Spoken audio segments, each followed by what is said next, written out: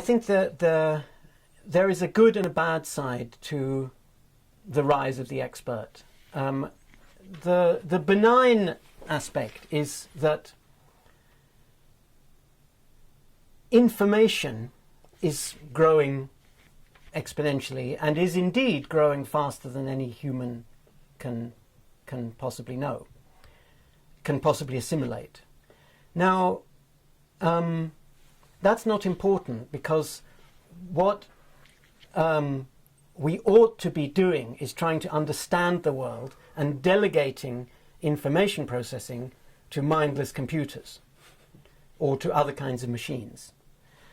So it is possible to have a broad perspective on knowledge.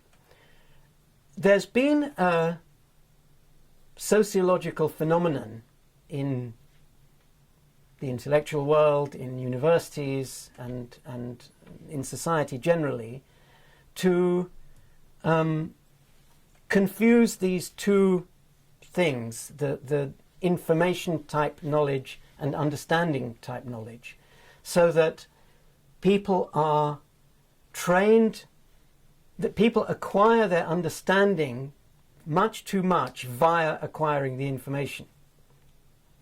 In some fields, like for example medicine, technology has for several decades not caught up with the need for a lot of information to be stored in a human brain.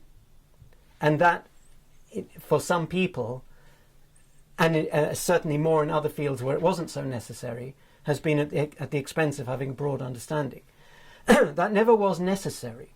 And I think that in the future, as the means of dealing with brute information become more and more easy and convenient,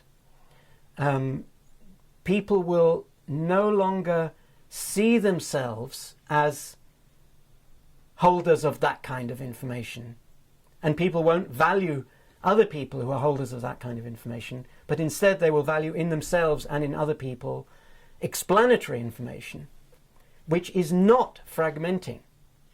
New knowledge is typically unifying, not fragmenting. I mean, fragmenting does happen, but typically a fundamental new discovery unifies things and therefore makes it easier to understand a broader field.